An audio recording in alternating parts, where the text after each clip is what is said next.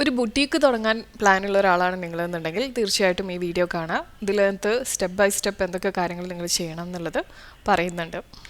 Clothing ബിസിനസ്സിനെ related ആയിട്ട് നമ്മൾ മുമ്പ് വേറൊരു വീഡിയോ കൂടെ ചെയ്തിട്ടുണ്ടായിരുന്നു. അപ്പോൾ കണ്ടിട്ടില്ലാത്തവർ അതുകൂടെ കാണുന്നത് നന്നായിരിക്കും. ഇന്നത്തെ വീഡിയോയിൽ നമ്മുടെ പ്ലാനിങ് സ്റ്റേജ് മുതൽ ഒരു ബുട്ടീക്ക് ഓപ്പൺ ആവുന്നത് വരെയുള്ള സ്റ്റെപ്പ് ബൈ സ്റ്റെപ്സ് കാര്യങ്ങളാണ് ഒരു ഗൈഡായിട്ട് പറയുന്നത്. ബുട്ടീക്ക് തുടങ്ങാൻ പ്ലാൻ ചെയ്യുന്ന സമയത്ത് തന്നെ ഫസ്റ്റായിട്ട് നമ്മൾ ചെയ്യേണ്ട കാര്യം മാർക്കറ്റ് റിസർച്ച് ചെയ്യുക എന്നുള്ളതാണ്. അപ്പോൾ എങ്ങനെയാണ് ഡീറ്റെയിൽ ആയിട്ട് മാർക്കറ്റ് റിസർച്ച് ചെയ്യേണ്ടതെന്നുള്ളതിനെ പറ്റിയിട്ട് സെപ്പറേറ്റ് ഒരു ലോങ് വീഡിയോ ചെയ്തിട്ടുണ്ട്. അപ്പോൾ അത് കാണാൻ നിങ്ങൾക്ക് താല്പര്യം ഉണ്ടെന്നുണ്ടെങ്കിൽ അത് കാണാം. ഇല്ലാന്നുണ്ടെങ്കിൽ ഞാൻ സിമ്പിളായിട്ട് പറഞ്ഞുതരാം. മാർക്കറ്റ് റിസർച്ച് കണ്ടക്ട് ചെയ്യുന്ന സമയത്ത് നമ്മുടെ സ്പെസിഫിക് ടാർഗറ്റ് മാർക്കറ്റ് ഏതാണെന്നുള്ളത് നമ്മൾ മനസ്സിലാക്കുകയാണ് ചെയ്യുന്നത് ആദ്യം തന്നെ. അപ്പോൾ വിമൻസ് ഫാഷനാണോ അല്ലെങ്കിൽ ചിൽഡ്രൻസ് ക്ലോത്തിങ് ആണോ ആക്സസറീസ് ആണോ എന്താണോ നിങ്ങൾ ഫോക്കസ് ചെയ്യുന്നതെന്ന് വെച്ചാൽ അത് നിങ്ങളുടെ നിഷാണെന്നുള്ളത് നിങ്ങൾ മനസ്സിലാക്കാം. അതിനുശേഷം നിങ്ങളൊരു കോമ്പറ്റീറ്റർ അനാലിസിസ് ചെയ്യണം. അതായത് ഇതേ മേഖലയിൽ ഇപ്പം മേ ബി ഞാനൊരു കിഡ്സിൻ്റെ ക്ലോത്തിങ് ആണ് എടുത്തതെന്നുണ്ടെങ്കിൽ കിഡ്സ് ക്ലോത്തിങ് നിങ്ങളുടെ ഏരിയയിൽ അല്ലെങ്കിൽ നിങ്ങളുടെ ടാർഗറ്റ് മാർക്കറ്റിൽ മറ്റ് ആരൊക്കെയാണ് ചെയ്യുന്നത് എന്നുള്ളത് മനസ്സിലാക്കാം. അപ്പോൾ നിങ്ങളുടെ കോമ്പറ്റീറ്റേഴ്സിൻ്റെ സ്ട്രെങ്ത് എന്താണ്, അവരെന്തൊക്കെയാണ് ബെസ്റ്റായിട്ട് ചെയ്യുന്നത്, എന്തൊക്കെയാണ് അവർ മോശമായിട്ട് ചെയ്യുന്നത്, അവരുടെ സ്ട്രെങ്ത്തും വീക്ക്നെസ്സൊക്കെ നിങ്ങൾ മനസ്സിലാക്കാം. അപ്പോൾ നിങ്ങൾക്ക് മാർക്കറ്റിലുള്ള ഗ്യാപ്പ് എന്താണെന്നുള്ളത് മനസ്സിലാവും. അപ്പോൾ അത് നിങ്ങൾക്ക് നിങ്ങളുടെ ബുട്ടിക്ക് വെച്ച് ഫില്ല് ചെയ്യാനായിട്ട് സാധിക്കും. മൂന്നാമതായിട്ട് നിങ്ങളുടെ ടാർഗറ്റ് ഓഡിയൻസിനെ നിങ്ങൾക്ക് ഡിഫൈൻ ചെയ്ത് വെക്കാം. അതായത് ഇന്ന ഏജിലുള്ളവരായിരിക്കും നിങ്ങളുടെ ഷോപ്പിലെ കസ്റ്റമേഴ്സ് എന്ന് പറയുന്നത്. അവരുടെ പ്രിഫറൻസസ് ഇന്ന പോലെ ആയിരിക്കും, അവരുടെ ഷോപ്പിംഗ് ബിഹേവിയർ ഇന്ന പോലെ ആയിരിക്കാം. അങ്ങനെയുള്ള ഒരു ഐഡിയ നിങ്ങൾ ഉണ്ടാക്കിയെടുക്കുന്നത് നിങ്ങൾക്ക് ഭാവിയിൽ മാർക്കറ്റിങ്ങിനും ഒക്കെ സ്ട്രാറ്റജീസ് ഡിസൈൻ ചെയ്യുന്ന സമയത്ത് ഉപകാരപ്പെടുന്നതാണ്. ഇനി രണ്ടാമത്തെ കാര്യം എന്ന് പറയുന്നത് ഒരു ബിസിനസ് പ്ലാൻ ക്രിയേറ്റ് ചെയ്യുക എന്നുള്ളതാണ്. അപ്പോൾ എങ്ങനെയാണ് നിങ്ങളുടെ ബിസിനസ്സിൻ്റെ കോൺസെപ്റ്റ് എന്താണ്, വിഷൻ എന്താണ്, മിഷൻ എന്താണ് എന്നുള്ളതെല്ലാം ഐഡൻറ്റിഫൈ ചെയ്ത് അത് നോട്ട് ചെയ്ത് വെക്കുക. അതുപോലെ തന്നെ നിങ്ങളുടെ മാർക്കറ്റ് റിസർച്ചിൻ്റെ ഫൈൻഡിങ്സ്, നിങ്ങളുടെ ടാർഗറ്റ് മാർക്കറ്റ് എന്താണെന്നുള്ളത് നിങ്ങൾ ഡിഫൈൻ ചെയ്യുക. പിന്നെ നിങ്ങളുടെ മാർക്കറ്റിംഗ് സ്ട്രാറ്റജീസ് എന്തൊക്കെയാണ് വരുന്നത് എന്നുള്ളത്, നിങ്ങൾ എങ്ങനെയാണ് കസ്റ്റമേഴ്സിനെ അട്രാക്റ്റ് ചെയ്യാൻ ഉദ്ദേശിക്കുന്നത്. നിലവിൽ ഇപ്പോൾ നിങ്ങൾക്ക് കസ്റ്റമേഴ്സ് കിട്ടിക്കഴിഞ്ഞാൽ അവരെങ്ങനെയാണ് റീറ്റെയിൻ ചെയ്യാനായിട്ട് നിങ്ങൾ ഉദ്ദേശിക്കുന്നത്. ഇതിനകത്ത് തന്നെ നിങ്ങൾക്ക് branding, advertising, social media plans എല്ലാം ഉൾപ്പെടുത്താവുന്നതാണ്. പിന്നെ ഓപ്പറേഷൻസ് പ്ലാൻ ഉണ്ടാക്കാവുന്നതാണ്. അതായത് ഡേ ടു ഡേ ഓപ്പറേഷൻസ് ഇന്ന പോലെ വരണം, നിങ്ങളുടെ സപ്ലയർ റിലേഷൻഷിപ്സ് ഇന്ന പോലെ വരണം, ഇൻവെൻട്രി മാനേജ്മെൻറ്റ് എങ്ങനെയായിരിക്കണം, സ്റ്റാഫിങ് എങ്ങനെയായിരിക്കണം എന്നുള്ള ഡീറ്റെയിൽസും നിങ്ങൾക്ക് ഉൾപ്പെടുത്താം. പിന്നെ അതുപോലെ തന്നെ ഫിനാൻഷ്യൽ പ്ലാൻ, നിങ്ങളുടെ സ്റ്റാർട്ടപ്പിന് എത്ര കോസ്റ്റ് വരും എന്നുള്ളത്, എത്രയാണ് പ്രൊജക്റ്റഡ് ഇൻകം വരിക എന്നുള്ളത്, എക്സ്പെൻസസ് എന്തൊക്കെ വരും എന്ന് ബ്രേക്ക് ഈവൻ അനാലിസിസ് ചെയ്യാം. അപ്പോൾ അറ്റ്ലീസ്റ്റ് ഫസ്റ്റ് ഇയർക്കെങ്കിലും ഈ ഒരു ഫൈനാൻഷ്യൽ പ്ലാൻ ഉണ്ടാക്കി വെക്കുന്നത് നന്നായിരിക്കും. അപ്പോൾ ബിസിനസ് പ്ലാൻ ക്രിയേറ്റ് ചെയ്യുന്ന സമയത്ത് ഒരു executive summary, market analysis, marketing strategy, operations plan, financial plan, ഇങ്ങനെ 5 കാര്യങ്ങളാണ് നിങ്ങൾ മെയിനായിട്ട് ഇൻക്ലൂഡ് ചെയ്യേണ്ടത്. മൂന്നാമതായിട്ട് ഫൈനാൻസിങ് എങ്ങനെയാണ് ചെയ്യുന്നത് എന്നുള്ളത് നോക്കുക. അതായത് പേഴ്സണൽ സേവിങ്സ് ഉപയോഗിച്ചിട്ടാണോ നിങ്ങളുടെ സ്റ്റാർട്ടപ്പിനെ ഫണ്ട് ചെയ്യാനായിട്ട് ഉദ്ദേശിക്കുന്നതെന്ന് വെച്ചാൽ അത്, ഇല്ലയെന്നുണ്ടെങ്കിൽ ലോൺ എടുക്കാൻ ഉദ്ദേശിക്കുന്നുണ്ടെങ്കിൽ ഒരു സ്മോൾ ബിസിനസ് ലോൺ നിങ്ങൾക്ക് ബാങ്കിൽ നിന്നോ അല്ലെങ്കിൽ മറ്റ് ഫൈനാൻഷ്യൽ ഇൻസ്റ്റിറ്റ്യൂഷൻസിൽ നിന്ന് എടുക്കാം. അപ്പം അത് നോട്ട് ചെയ്ത് വെക്കുക. എവിടെ നിന്നാണ് നിങ്ങൾ മെയിനായിട്ട് ഈ ഒരു സ്റ്റാർട്ടപ്പിന് ഫണ്ട് റേസ് ചെയ്യുന്നത് എന്നുള്ളതാണ് ഇവിടെ ഉദ്ദേശിക്കുന്ന കാര്യം. പിന്നെ വേണമെങ്കിൽ ഇൻവെസ്റ്റേഴ്സ്, മേ ബി നിങ്ങളുടെ ഫ്രണ്ട്സ് അല്ലെങ്കിൽ ഫാമിലി അല്ലെങ്കിൽ ഏഞ്ചൽ ഇൻവെസ്റ്റേഴ്സൊക്കെ നിങ്ങളുടെ ഈ ഒരു ബിസിനസ്സിൽ ഇൻവെസ്റ്റ് ചെയ്യാൻ റെഡിയാണെന്നുണ്ടെങ്കിൽ അവരെ നമുക്ക് ഇൻവെസ്റ്റേഴ്സ് എന്നുള്ള കാറ്റഗറിയിൽ ഉൾപ്പെടുത്താം. ഇനി നിങ്ങളുടെ സ്മോൾ ബിസിനസ്സിന് അല്ലെങ്കിൽ ബുട്ടീക്സിനൊക്കെയുള്ള ഗ്രാൻറ്റ്സ് പ്രൊവൈഡ് ചെയ്യുന്നുണ്ടെന്നുണ്ടെങ്കിൽ അതിനെ നിങ്ങൾക്ക് നോക്കാം. എന്നിട്ട് അതും നിങ്ങളുടെ സ്റ്റാർട്ടപ്പിനെ ഫണ്ടായിട്ട് യൂസ് ചെയ്യാവുന്നതാണ്. അടുത്തതായിട്ട് നിങ്ങൾ ചെയ്യേണ്ട കാര്യം ഒരു ബിസിനസ് സ്ട്രക്ചർ ചൂസ് ചെയ്യുക എന്നുള്ളതാണ്. സോൾ പ്രൊപ്രൈറ്റർഷിപ്പ് ഉണ്ട്, പാർട്ണർഷിപ്പ് ഉണ്ട്, LLC ഉണ്ട്, കോർപ്പറേഷൻ ഉണ്ട്. അപ്പോൾ ഇതിലേതാണ് നിങ്ങളുടെ ബുട്ടീക്കിന് ബെസ്റ്റ് സ്യൂട്ട് ആവുക എന്നുള്ളത് മനസ്സിലാക്കിയിട്ട് അതിനനുസരിച്ചിട്ടുള്ളത് നിങ്ങൾക്ക് തുടങ്ങാം. അപ്പോൾ എങ്ങനെയാണ് സോൾ പ്രൊപ്രൈറ്റർഷിപ്പ് ബിസിനസ് രജിസ്റ്റർ ചെയ്യുന്നത്, പാർട്ണർഷിപ്പ് ബിസിനസ് രജിസ്റ്റർ ചെയ്യുന്നത് എന്നുള്ളതെല്ലാം ഈ ചാനലിൽ തന്നെ വീഡിയോസായിട്ട് ചെയ്തിട്ടുണ്ട്. നിങ്ങൾക്ക് താല്പര്യം ഉണ്ടെന്നുണ്ടെങ്കിൽ കണ്ടു നോക്കാം. ഇനി അടുത്തതായിട്ട് നിങ്ങൾ ചെയ്യേണ്ട കാര്യം നിങ്ങളുടെ ബിസിനസ് രജിസ്റ്റർ ചെയ്യുക എന്നുള്ളതാണ്. അപ്പോൾ നിങ്ങളുടെ ബുട്ടീക്കിനൊരു യുണീക്ക് ആയിട്ടുള്ള ഒരു നെയിം നിങ്ങൾ ചൂസ് ചെയ്യുക. അതിനുശേഷം അത് അവൈലബിൾ ആണോ എന്നുള്ളത് ട്രേഡ് മാർക്ക് രജിസ്ട്രയിലും വെബ്സൈറ്റ് ഡൊമൈനൊക്കെ വഴി നിങ്ങൾക്ക് നോക്കാം.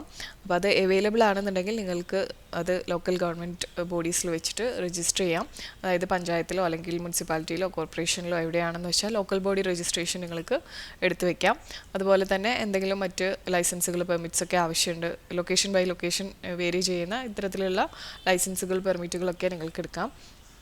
ആറാമതായിട്ട് ചെയ്യേണ്ട കാര്യം എന്ന് പറയുന്നത് ഒരു ലൊക്കേഷൻ ഫൈൻഡ് ചെയ്യുക എന്നുള്ളതാണ്. അപ്പോൾ റീറ്റെയിൽ സ്പേസ് ആണെന്നുണ്ടെങ്കിൽ നിങ്ങൾക്ക് ഒരു അത്യാവശ്യം നല്ല ട്രാഫിക്കുള്ള, അത്യാവശ്യം നിങ്ങളുടെ സ്റ്റോറിന് ഒരു ഫ്രണ്ട് വിസിബിലിറ്റി ഒക്കെ കിട്ടുന്ന രീതിയിലുള്ള ലൊക്കേഷൻ ചൂസ് ചെയ്യാം. അപ്പോൾ ഷോപ്പിംഗ് മാൾസ് നോക്കാം, ഇല്ലെങ്കിൽ ഡൗൺ ടൗൺ ഏരിയാസ് നോക്കാം, അല്ലെങ്കിൽ നമ്മുടെ നെയ്ബർഹുഡിൽ തന്നെ അത്യാവശ്യം നന്നായിട്ട് തിരക്കുള്ള ഭാഗങ്ങൾ നമുക്ക് സെലക്ട് ചെയ്യാം. ഇനി ഓൺലൈൻ സ്റ്റോർ ആണെന്നുണ്ടെങ്കിൽ മിനിമം ഇനീഷ്യൽ കോസ്റ്റ് വെച്ചിട്ട് നിങ്ങൾക്ക് ചെയ്യാൻ വേണ്ടി സാധിക്കും, ഓൺലൈൻ ബുട്ടീക്കൊക്കെ ആണെന്നുണ്ടെങ്കിൽ. അപ്പോൾ ഇതിനായിട്ട് ഷോപ്പിഫൈയോ അല്ലെങ്കിൽ വൂക്ക് കൊമേഴ്സോ എറ്റ്സിയോ ഒക്കെ പോലെയുള്ള പ്ലാറ്റ്ഫോംസ് ഉപയോഗിക്കാവുന്നതാണ്. ഏഴാമതായിട്ട് നിങ്ങൾക്ക് നിങ്ങളുടെ സ്റ്റോർ സെറ്റ് ചെയ്യുക എന്നുള്ളതാണ് ചെയ്യേണ്ടത്. അപ്പോൾ നിങ്ങൾക്ക് റീറ്റെയിൽ ഷോപ്പാണെന്നുണ്ടെങ്കിൽ ഇൻറ്റീരിയർ ഡിസൈനിങ് ഒക്കെ ചെയ്യാം. നിങ്ങളുടെ ബ്രാൻഡിനെ റിഫ്ലക്റ്റ് ചെയ്യുന്ന രീതിയിൽ, നിങ്ങളുടെ ടാർഗറ്റ് കസ്റ്റമേഴ്സിന് ഇഷ്ടപ്പെടുന്ന രീതിയിൽ നിങ്ങൾക്ക് സ്റ്റോറിൻ്റെ ഇൻറ്റീരിയർ ചെയ്യാം. അതിനുശേഷം നിങ്ങൾക്ക് ഹോൾസെയിലേഴ്സിൻ്റെ അടുത്തുനിന്ന് പ്രൊഡക്ട്സ് സോഴ്സ് ചെയ്യാം, ഡിസൈനേഴ്സിൻ്റെ അടുത്തുനിന്ന് സോഴ്സ് ചെയ്യാം, മാനുഫാക്ചറേഴ്സിൻ്റെ അടുത്തുനിന്ന് സോഴ്സ് ചെയ്യാം. എങ്ങനെയാണോ നിങ്ങൾ പ്ലാൻ ചെയ്ത് വെച്ചേക്കണേന്ന് വെച്ചാൽ അങ്ങനെ നിങ്ങൾക്ക് ചെയ്യാം. അപ്പോൾ ഇനീഷ്യലി നമ്മൾ ചെയ്യുന്ന സമയത്ത് ഒരു ചെറിയൊരു എമൗണ്ട് എടുത്തിട്ട് ചെയ്യുക എന്നുള്ളതായിരിക്കും കുറച്ചുകൂടി ബെസ്റ്റ് ഓപ്ഷൻ. നിങ്ങൾ എത്രത്തോളം വൈഡായിട്ട് മാർക്കറ്റിൽ ഇറങ്ങാൻ ആഗ്രഹിക്കുന്നു എന്നുള്ളതിനെ ഡിപ്പെൻസ് ആണിത്. അടുത്തതായിട്ട് നിങ്ങൾക്കൊരു ബ്രാൻഡ് ഐഡൻറ്റിറ്റി ഡെവലപ്പ് ചെയ്തെടുക്കാം. അതായത് ബ്രാൻഡിനൊരു നെയിം, ഒരു ലോഗോ സെറ്റ് ചെയ്യുക. ആളുകൾക്ക് ഓർത്തിരിക്കാൻ പറ്റുന്ന രീതിയിലുള്ളൊരു പേരും അതുപോലെയുള്ളൊരു ലോഗോയും എടുക്കുന്നതായിരിക്കും എപ്പോഴും നല്ലത്. നിങ്ങളുടെ ബുട്ടീക്കിൻ്റെ സ്റ്റൈലും വാല്യൂസൊക്കെ റിഫ്ലക്റ്റ് ചെയ്യുന്ന രീതിയിലുള്ള ബ്രാൻഡ് നെയിമും ലോഗോയും സെലക്ട് ചെയ്യാം. അതിനുശേഷം നിങ്ങൾക്ക് കൺസിസ്റ്റൻ്റ് ആയിട്ട് മാർക്കറ്റിംഗ് മെറ്റീരിയൽസിൽ ഉപയോഗിക്കാൻ പറ്റുന്ന രീതിയിലുള്ള ഒരു ഫോണ്ട് സ്റ്റൈലും കാര്യങ്ങളൊക്കെ തീരുമാനിക്കാം. അതുപോലെ തന്നെ അട്രാക്റ്റീവായിട്ടുള്ള പാക്കേജിങ് മെറ്റീരിയൽസും ആളുകൾക്ക് നല്ലൊരു കസ്റ്റമർ എക്സ്പീരിയൻസ് കൊടുക്കാനായിട്ട് സെലക്ട് ചെയ്ത് വെക്കാവുന്നതാണ്. ഒമ്പതാമതായിട്ട് മാർക്കറ്റിംഗ് ആൻഡ് പ്രൊമോഷനാണ് വരുന്നത്. അതായത് നിങ്ങൾക്ക് നിങ്ങളുടെ വെബ്സൈറ്റ് ഒരു പ്രൊഫഷണൽ രീതിയിൽ ഡെവലപ്പ് ചെയ്തെടുക്കാം, നിങ്ങളുടെ പ്രൊഡക്ട്സ് എല്ലാം ഡിസ്പ്ലേ ചെയ്യുന്ന രീതിയിൽ. അപ്പം മെയിനായിട്ട് ഇത് മൊബൈൽ ഫ്രണ്ട്ലി ആണെന്നുള്ളത് ഉറപ്പ് വരുത്തുക. അതുപോലെ സെർച്ച് എഞ്ചിൻ ഒപ്റ്റിമൈസേഷൻ ചെയ്യാനായിട്ടും ശ്രദ്ധിക്കണം. പിന്നെ അതുപോലെ തന്നെ സോഷ്യൽ മീഡിയ പ്ലാറ്റ്ഫോംസ് ആയിട്ടുള്ള ഇൻസ്റ്റഗ്രാം, ഫേസ്ബുക്ക്, പിൻട്രസ്റ്റ് ഒക്കെ നിങ്ങൾ കാര്യമായി തന്നെ ഉപയോഗിക്കുക. അപ്പോൾ നിങ്ങളുടെ ഒരു പ്രസൻസ് അതിലൊക്കെ അറിയിക്കുകയാണെന്നുണ്ടെങ്കിൽ നിങ്ങൾക്ക് കസ്റ്റമേഴ്സിനായിട്ട് കൂടുതൽ ഇൻട്രാക്ട് ചെയ്യാനും കസ്റ്റമർ എൻഗേജ്മെൻറ്റ് കൂട്ടാനും നിങ്ങളുടെ പ്രൊഡക്ട്സ് പ്രൊമോട്ട് ചെയ്യാനെല്ലാം ഇത് എളുപ്പമായിരിക്കും. പിന്നെ നിങ്ങൾക്ക് വേണമെന്നുണ്ടെങ്കിൽ ഇമെയിൽ മാർക്കറ്റിംഗ് ചെയ്യാം. നിങ്ങൾക്കൊരു ഇമെയിൽ ലിസ്റ്റ് ഡെവലപ്പ് ചെയ്തിട്ട് റെഗുലറായിട്ട് ന്യൂസ് ലെറ്റേഴ്സ്, പ്രൊമോഷൻസിൻ്റെ കാര്യത്തിൽ, ന്യൂ അറൈവൽസ്, പുതിയ സ്റ്റോക്ക് വന്നു കഴിഞ്ഞാൽ നിങ്ങൾക്ക് ഇമെയിൽ അയക്കാം. അതുപോലെ എന്തെങ്കിലും അപ്ഡേറ്റ്സ് ഒക്കെ കൊടുക്കണമെന്നുണ്ടെങ്കിൽ ഇമെയിൽ മാർക്കറ്റിംഗ് ഉപയോഗപ്പെടുത്താവുന്നതാണ്. പിന്നെ ഇനി അതല്ല എന്നുണ്ടെങ്കിൽ ലോക്കൽ അഡ്വർടൈസിങ്, അതായത് ഫ്ലയേഴ്സ് ഉപയോഗിക്കാം, ലോക്കൽ മാഗസീനിൽ പരസ്യം കൊടുക്കാം, കമ്മ്യൂണിറ്റി ഇവൻറ്റ്സ് കണ്ടക്ട് ചെയ്യുക. ഇങ്ങനെയൊക്കെ ചെയ്യുമ്പോഴും നമുക്ക് കസ്റ്റമേഴ്സിനെ കുറച്ചുകൂടി അട്രാക്റ്റ് ചെയ്യാനായിട്ട് സാധിക്കും. അടുത്ത സ്റ്റെപ്പ് എന്ന് പറയുന്നത് നിങ്ങളുടെ ബുട്ടീക്ക് ലോഞ്ച് ചെയ്യുക എന്നുള്ളതാണ്. അപ്പോൾ വേണമെന്നുണ്ടെങ്കിൽ നിങ്ങൾക്കൊരു സോഫ്റ്റ് ഓപ്പണിംഗ് കൊടുക്കാം. അതായത് സ്റ്റാർട്ടിങ്ങിൽ ജസ്റ്റ് നിങ്ങളുടെ ഓപ്പറേഷൻസ് എങ്ങനെയാണെന്നുള്ളതും ആളുകളുടെ ഫീഡ്ബാക്ക് എന്താണെന്ന് അറിയാനായിട്ട് ഒരു സോഫ്റ്റ് ഓപ്പണിംഗ് ചെറുതായിട്ടൊരു രീതിയിൽ ഒന്ന് തുടങ്ങി നോക്കാം.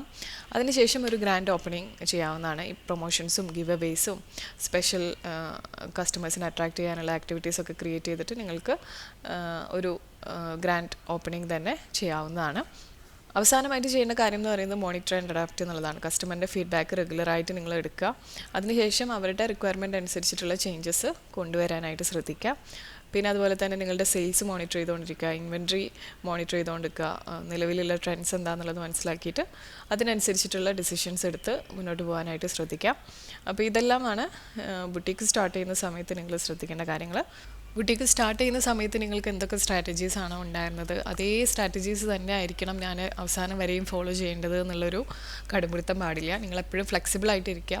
ബിസിനസ് സ്ട്രാറ്റജീസ് മാർക്കറ്റ് ട്രെൻഡ്സിനെയും കസ്റ്റമറിൻ്റെ ആവശ്യങ്ങൾക്കും അനുസരിച്ചിട്ട് ഫ്ലെക്സിബിൾ ആവുന്ന രീതിയിലുള്ളൊരു സംഗതി നിങ്ങൾ സ്ട്രാറ്റജീസ് ഡെവലപ്പ് ചെയ്തെടുക്കുന്നതായിരിക്കും എപ്പോഴും നല്ലത്.